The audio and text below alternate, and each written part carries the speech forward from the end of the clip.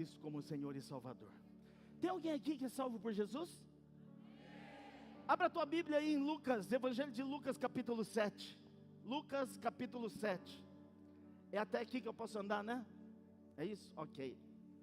Pastor Fabrício, quando você for pregar, é até aqui que pode andar. Entendeu? Senão a câmera vai ficar sem ninguém. Não é? Lindos. Todos nós fazemos escolhas, irmãos.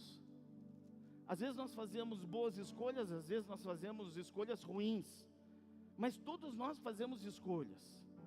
E diante das escolhas que nós fazemos, nós definimos o lado que nós estamos. Quando eu falo de boas escolhas, por exemplo, eu fiz uma boa escolha. Falando em futebol, escolhi o Guarani. É uma boa escolha. Tem gente que escolhe uma Ponte Preta. Não é possível. Muda de igreja, irmão. Tem um irmão que está com a camisa do Flamengo ali. Você está em São Paulo, irmão. Mas são escolhas. Pergunta para o irmão que está do seu lado: de que lado você está? De que lado você está, irmão? Nós precisamos entender que diante de nós podemos escolher. Deuteronômio 28 diz: eis que eu coloco diante de você a bênção ou a maldição. O que você escolhe? O que você escolhe? Vida ou morte? Nós podemos escolher. Nós podemos definir qual é o lado que nós escolhemos estar. A partir do verso 11, acompanhe a leitura aí, no Evangelho de Lucas capítulo 7. Logo depois, Jesus foi até uma cidade chamada Naim, e com ele iam seus discípulos e uma grande multidão. Ao se aproximar da porta da cidade, estava saindo o enterro do filho único de uma viúva, e uma grande multidão da cidade estava com ela. Ao vê-la, diga comigo, vê-la. Repita de novo, diga vê-la. Sim, em algum momento Jesus viu.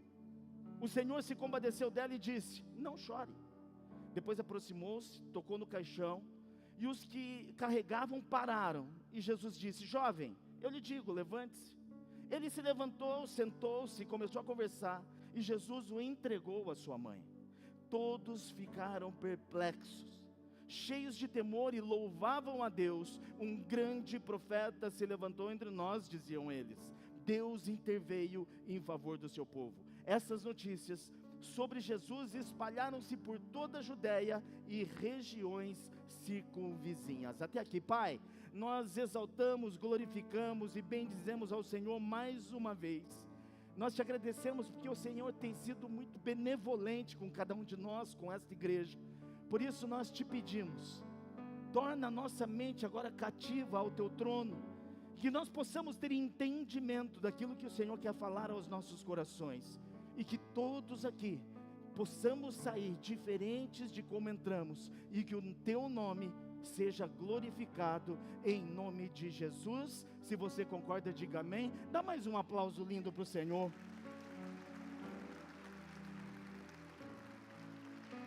Irmãos, nós estamos vivendo um tempo de muitas bênçãos. Nós estamos vivendo debaixo de decretos que foram estabelecidos pelo próprio Deus, e nós temos presenciado vários milagres. Diga comigo, milagres. Nós temos visto, nós temos presenciado vários tipos de milagres, curas, restituições, restaurações, libertações, tudo na nossa direção. Tem alguém que faz parte desses milagres aqui, pode dizer amém? Quanta coisa nós temos vivido nesses últimos tempos. Nós temos aprendido, irmãos, o que fazer, quando fazer, como fazer. Nós temos aprendido como esperar, como nos portar diante de situações difíceis e adversas. Eu e você temos aprendido a crer. Nós temos gerado fé. Nós temos aprendido a nos posicionar. Ou também nós podemos escolher ver os outros sendo abençoados, agraciados, recebendo milagre, e a gente fica chupando o dedo. Pergunta para o irmão que está do seu lado: você quer participar ou você quer chupar dedo? Tem crente que se contenta em chupar o dedo e ver o vizinho, o irmão, o amigo sendo contemplado com milagres. Eu não sou desse. Eu sou um crente fominha, eu quero milagre. Vê se tem algum crente fominha aí do seu lado. Pergunta se ele quer milagre. Pois eu tenho uma notícia para te dar. Aquele que faz milagre está aqui nesta noite. Opa, alguém aplaudiu?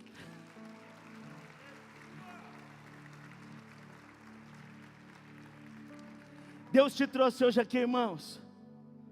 Deus te trouxe aqui para te lembrar que Ele não se esqueceu de você. O Senhor não se esqueceu de você. Você pode estar passando a maior luta, a maior guerra, a maior aflição, mas Deus te trouxe aqui para te lembrar, Ele não se esqueceu de você.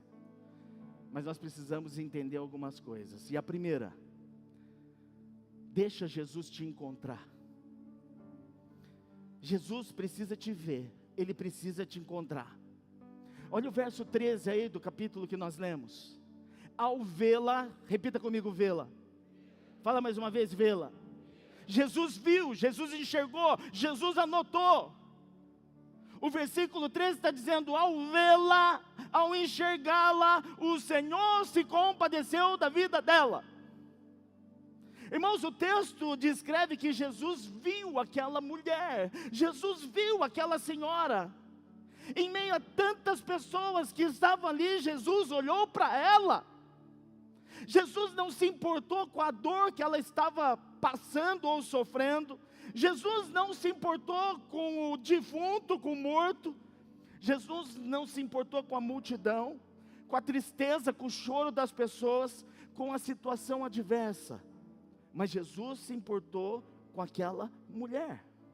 Irmãos, Jesus não tinha sido convidado para fazer aquela cerimônia fúnebre. O texto diz que Jesus estava indo para uma cidade chamada Naim, que fica a alguns quilômetros de Cafarnaum, lá na Galileia. Eu fui estudar um pouquinho sobre a cidade de Naim, era uma cidade pequena, cheio de agricultores, eles viviam disso. Era uma cidade que não tinha muita expressão, mas que Jesus estava indo para lá. Assim como Jesus veio para cá essa noite na sua direção. Alguns aqui receberam, então eu vou repetir para dar oportunidade para você. Assim como Jesus foi para Naim, Jesus está vindo para Hortolândia na tua direção. Se você crê, recebe, diga amém. E com fé dá um aplauso lindo ao Senhor. Irmão, se você ler o texto aí, a partir do verso 11, você vai constatar que aquela mulher precisava de um grande milagre, um grande milagre, um grande milagre. Tem alguém aqui que precisa de milagre e pode dizer, eu preciso? Essa mulher precisava de um grande milagre. O texto menciona que ela era viúva. E se ela era viúva, quem tinha morrido? O maridão. O marido tinha morrido. E aí o texto continua dizendo que ela estava indo enterrar o seu único filho, diga único filho. Ou seja, ela não tinha mais ninguém, irmãos. E na cultura da época, a mulher não trabalhava, a mulher não era economicamente ativa. E ela já tinha perdido o marido, que era o provedor da casa. E agora o seu único filho, em quem ela estava depositando todas as esperanças, todas as expectativas, o futuro dela estava naquele garoto, e aquele garoto morreu, e ela estava indo fazer o sepultamento.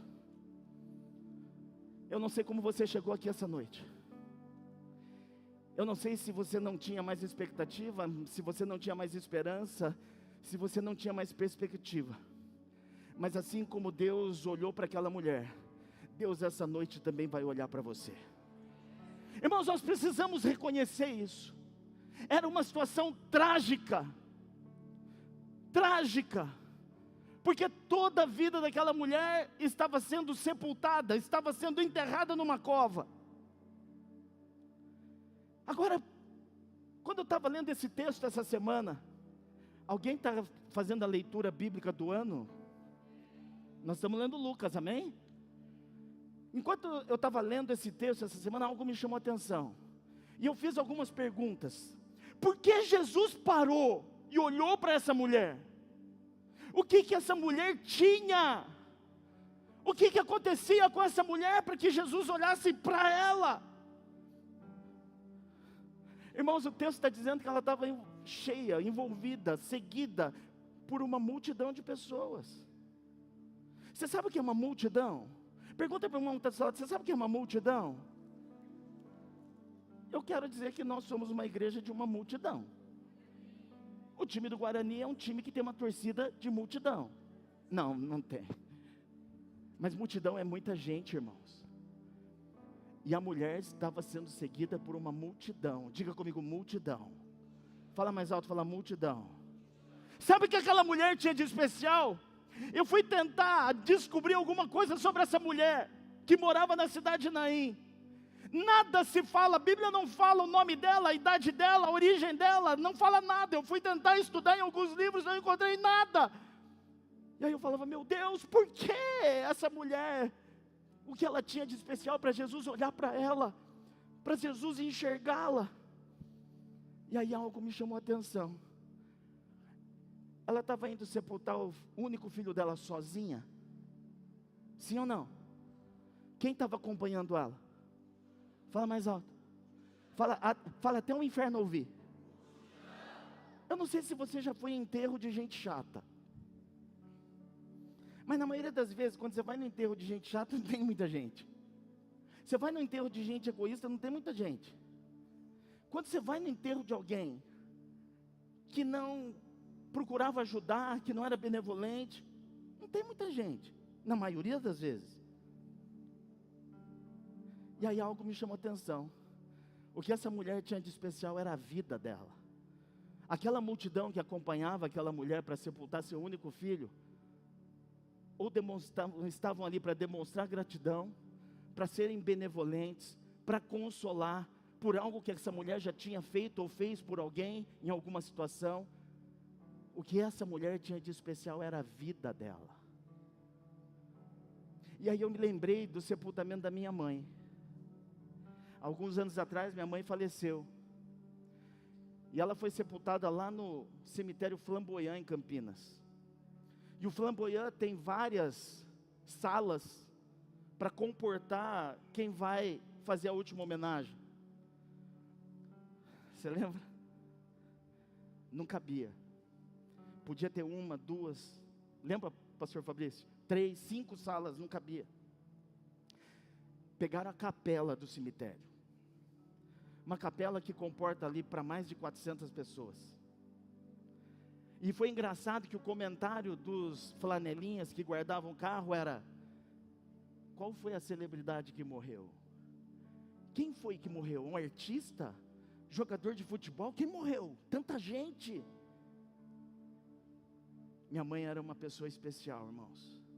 Quem lembra da minha mãe vai se lembrar de várias histórias dela. Às vezes um pouco exageradas, mas ela era especial. Olha para o irmão que está ao seu lado e fala assim: faça da sua vida uma vida especial. Olha para o irmão do outro lado e pergunta para ele: o que você está fazendo da sua vida? Ei! Cuidado para não desperdiçar a sua vida sendo chato, egoísta, vivendo só para você, sem se importar com os outros, sem ser usado por Deus para fazer alguma coisa. Ei! Nós temos a oportunidade de vivermos uma vida em que as pessoas, quando a gente partir dessa para melhor, elas possam dar graças a Deus pela tua vida. O que fazia dessa mulher especial era a vida dela. Era por isso que ela era acompanhada de uma multidão. Eu tive o privilégio de fazer, a honra de fazer o sepultamento do pai do Wagner. Lotado, irmãos. Não era Wagner, lotado. Eu nunca mais vou esquecer desse sepultamento, de tanta raiva que eu fiquei. Lembra? Eu falei, depois um padre falou. Vou contar de novo, muita gente não estava. Sabe por que eu fiquei com raiva, irmãos? O padre que falou depois de mim era jovem, bonito, alto, e o abençoado ainda cantava.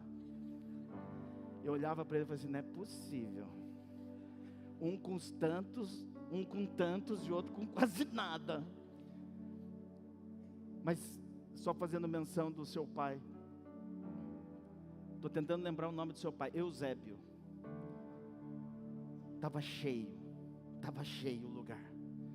Olha para o irmão que está ao seu lado e fala assim: espero que o seu também tenha muita gente. Aquela mulher tinha de especial, era a vida dela, irmãos. A vida dela era especial. Uma multidão de pessoas gratas, uma multidão de pessoas acompanhavam aquela mãe que estava indo enterrar o seu único filho. A multidão refletia o que aquela mulher representava. Pode ser que não estavam lá por causa do filho, mas estavam lá por causa da mãe. Por isso Jesus olhou para ela, porque a vida daquela mulher era especial. E aí você fica reclamando: Jesus não olha para mim, o Senhor não se lembra de mim. Tenha uma vida especial, e hoje eu vou dar a receita para você ter a sua vida especial, para que quando o Senhor passar, Ele vai te enxergar. Alguém recebe e pode dizer amém? Pois ainda que você se julgue invisível aos olhos de Jesus, Ele está aqui essa noite, irmãos. E Ele está aqui, eu vou te dar uma palavra: nenhum sonho teu, nenhum milagre que ainda não aconteceu, nenhuma esperança que você tem, será enterrada na sua vida, porque hoje Ele vai começar a te ver, e tudo isso vai se concretizar na tua vida. Tem alguém que recebe, pode celebrar o Senhor? Seja especial, tenha uma vida que chame a atenção do Senhor. Provérbios 15:3 diz que os olhos do Senhor estão em toda parte. E continua dizendo que os olhos do Senhor estão atentos. Ele está atento àqueles que são maus e àqueles que são bons. Não sou eu que digo, mas é a palavra. Salmos 34:15 diz que os olhos do Senhor voltam-se para os justos, e os seus ouvidos estão atentos ao grito de socorro. E 1 Pedro 3:12 começa repetindo aquilo que eu li antes em Provérbios: porque os olhos do Senhor estão sobre os justos, e os seus ouvidos estão atentos à sua oração, mas o rosto do Senhor volta-se contra aqueles que praticam maldade. Ei, irmãos, nós temos a oportunidade de vivermos uma vida em que as pessoas deem graças a Deus pelas nossas vidas, e assim nós nos tornamos especiais para Deus. Então a primeira coisa: deixa o Senhor te encontrar, faça-se visto. Semana passada nós estávamos falando aqui sobre visão. Aí hoje eu conversei com algumas moças que estavam numa mesa, e aí elas até lembraram a palavra que eu tinha dado semana passada. Lembra que semana passada eu pedi para os solteiros ficarem em pé? Sabe por quê, irmãos? Quem não é visto, é isso. Quem não é visto não é lembrado. Então eu e você precisamos nos fazer vistos pelo Senhor. Quantos estão entendendo? Digam amém.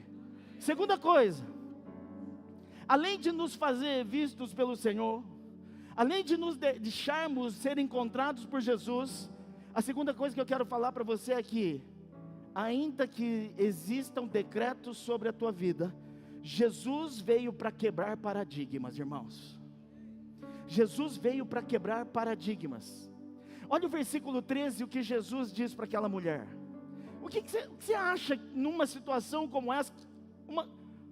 Qual é a palavra que alguém dá para alguém que está sofrendo de luto? A perda, a saudade de alguém. Não fica assim. Deus não perdeu o controle de nada. Fique em paz, acalma teu coração. Isso aqui não é um adeus, é um até breve. São as palavras de consolo. Mas Jesus vem para aquela mulher e fala para ela: não chore! Assustou, né? Estava dormindo. Não chore! Caramba, para prestar atenção. A mulher estava sem marido, já vivia uma vida precária, estava sem o filho, que era a esperança, o futuro, a expectativa dela. E aí Jesus aparece e olha para a mulher: não chore! Jesus veio para quebrar paradigmas. Quantos aqui acham que Jesus veio para trazer paz? Digam amém. Está errado. Jesus não veio para trazer paz. Jesus veio para trazer discórdia. Jesus veio para trazer guerra. É porrada, irmãos. É a palavra do Senhor quem diz. Sabe por quê? Porque Ele quebra paradigmas. E tem muito paradigma na tua vida, dizendo que você não vai nada, que você não vai acertar, que você não vai ser feliz, que você não vai ser abençoado, que você nasceu pobre, vai morrer pobre. Mas Jesus hoje resolveu mudar os decretos sobre a tua vida e quebrar todos esses paradigmas. Se der alguém que recebe, diga amém, dá um aplauso lindo para Ele. Jesus é incrível. Diga assim: Jesus, Tu és incrível. Jesus é incrível, porque Ele quebra paradigmas. Ele vem para trazer desordem no meio das pessoas que acham que está tudo bem. Sabe por quê? Porque segundo Apocalipse 22:13, Ele é o Deus Todo-Poderoso, Ele é o Alfa e o Ômega, Ele é o princípio e fim, nada acontece senão por Ele. Você pode dizer amém e dar mais um aplauso a Ele. Oh meu Deus, não chore, não chore, é a palavra que Jesus deu para aquela mulher, e é a palavra que Jesus dá para você. Para de mimimi, para de chorar, para de reclamar, para de acreditar nas pessoas, para de acreditar no sistema, para de acreditar em quem não tem crédito, e comece a entender que Jesus veio para mudar todo o paradigma. Ao dizer não chore, irmãos, aí no verso 13, Jesus ele está quebrando uma tradição. Por que tradição? Nessa época, você sabia que tinha pessoas que eram contratadas para chorar no velório? Era uma tradição da época. Para que as pessoas sentissem, contratavam profissionais que choravam. Durante toda a cerimônia, o cortejo tinha que chorar. E ganhavam por isso, era uma profissão. Eu não lembro o nome da profissão, mas choradeira. Tinha um sindicato, inclusive, dos chorões. Pergunta para o irmão que está do seu lado: você é chorão? Podemos arrumar um emprego para você. Mas olha que interessante. Numa época em que a tradição tinha muita força, na época em que a cultura tinha muito a ver, Jesus vem e quebra o paradigma. Aquelas mulheres falam assim: perdemos o emprego. Para de chorar, não vamos receber. Para de chorar, e agora? O que a gente faz? É isso que nós precisamos entender, irmãos. O Jesus a quem nós servimos não está preso na cruz. Ele vive e reina. E Ele está no meio aqui de nós, para quebrar os paradigmas, para que você pare de acreditar que você não pode, que você não é, que você não consegue, mas para você começar a crer que nele tudo é possível. Hebreus 10:23 diz o seguinte: que eu e você devemos nos apegar com firmeza, diga firmeza. Eu e você devemos nos apegar com firmeza à esperança que nós professamos. Sabe qual é o nome da esperança? Fala comigo: Jesus. Fala mais alto que você pode, fala Jesus. Fala com esperança, fala com fé, fala acreditando, até o inferno ouvir. Nós devemos nos apegar com firmeza à esperança chamada Jesus, irmãos. Para de acreditar na tradição. Para de acreditar nos decretos humanos. Começa a partir de hoje se firmar, a se agarrar, se apegar na esperança chamada Jesus. 1 João capítulo 2 verso 25 diz que esta é a promessa que Ele nos faz. Irmão, você pode estar sofrendo muito aqui nessa vida. Você pode até não ser o que você gostaria, não ter o que você sonha. Você pode estar passando uma vida desgraçada aqui, mas tudo isso tem um fim. E aqui em 1 João, no texto que nós lemos, diz que a promessa que o Senhor nos faz é que depois dessa vida nós vamos gozar de uma vida eterna. E aí tudo que você sofre, que eu sofro, que a gente padece, que a gente passa, nós não vamos ter mais. Então, ainda que as coisas não aconteçam do jeito que você quer, vai chegar uma hora que vai ter fim, e nós vamos desfrutar das promessas do Senhor. Você pode dizer amém? 1 Pedro 2,9 diz: tem um decreto sobre a minha vida e sobre a tua vida. Como eu disse, essa semana você deve ter ouvido decretos de falência, de derrota, de fracasso, decretos que você não quer nem lembrar. Mas existe um decreto do Senhor que diz que eu e você somos geração eleita, sacerdócio real, nação santa, povo exclusivo de Deus, para anunciar as grandezas daquele que os chamou das trevas para a verdadeira e maravilhosa luz. Se você está me entendendo, diga amém. Dá mais um aplauso lindo a Ele, meu Deus. Não é sobre o que nós vivemos aqui, mas é sobre o que nós vamos viver. É por isso que você nessa noite precisa escolher qual é o lado que você decide estar, de que lado você quer estar. Você precisa fazer essa escolha. Verso 11, logo depois, Jesus foi a uma cidade chamada Naim, e com ele iam seus discípulos e uma grande multidão. Diga comigo, multidão. Fala mais alto, fala multidão. Assim como Jesus tinha uma multidão que o acompanhava, o texto também fala que ao se aproximar da cidade, estava saindo o enterro do único filho de uma viúva, e uma grande multidão, diga comigo multidão, mais alto, uma outra grande multidão acompanhava aquele cortejo fúnebre. Ou seja, irmãos, sempre haverá duas multidões, que representam os dois estados espirituais, que nós podemos escolher, e que se estabelece no mundo. Essas duas multidões, tanto a que seguia Jesus, como que seguia o caixão, o cortejo fúnebre, retratam o quadro atual, dos dois grupos que se dividiam, e que divide hoje o planeta Terra. Aqui nós estamos numa atmosfera que todo mundo faz parte aqui, eu creio nisso, na multidão que segue Jesus. Posso ouvir amém? Mas amanhã, segunda-feira, você vai para o seu trabalho, você vai para a sua escola, você vai para os seus afazeres, e você vai encontrar uma multidão que não segue Jesus, mas que segue a morte. Essas duas multidões falam de dois grupos: o grupo daqueles que são desesperados e tristes, e o grupo daqueles que são felizes e esperançosos. Irmãos, daquelas multidões, uma multidão seguia o cortejo, seguia o caixão, seguia a morte. E a multidão que seguia a morte fazia o quê? Um coro de tristeza, um semblante caído, lamento, lamento, lamento, juntamente com a mãe que chorava.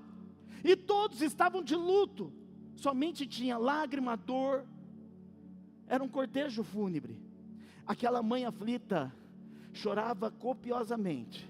Seus amigos, parentes, vizinhos tentavam consolá-la a todo custo, mas toda aquela multidão estava naquele estado de espírito de tristeza e dor. Provérbios 16:25 diz que há caminhos que parecem direito ao homem, mas o seu fim é o caminho de morte. Efésios capítulo 2, verso 12 diz que naquele tempo estavam sem Cristo, separados e estranhos ao concerto da promessa, não tendo esperança sem Deus no mundo. Esse era um grupo, era uma das multidões, mas tinha uma outra multidão, que não seguia aquele caixão, que não estava num cortejo fúnebre, mas existia uma outra multidão que seguia Jesus, que seguia a vida.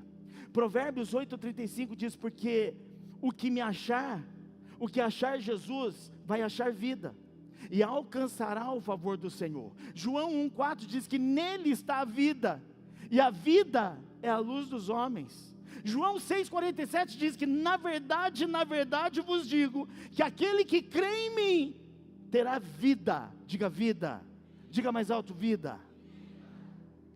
Eu quero encerrar essa palavra dizendo algo para você. aquela mulher foi enxergada, foi vista, foi notada por Jesus, porque ela tinha, a vida dela era uma vida especial. Quantos aqui querem ser enxergados por Jesus nessa noite? Digam amém. Conserte a sua vida.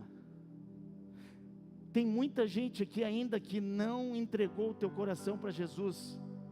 Nós nos tornamos especiais para Ele quando nós entregamos aquilo que nós temos de mais valor, a nossa vida, o nosso coração, para Jesus Cristo. Nessa noite Deus te trouxe hoje aqui, sabe para quê?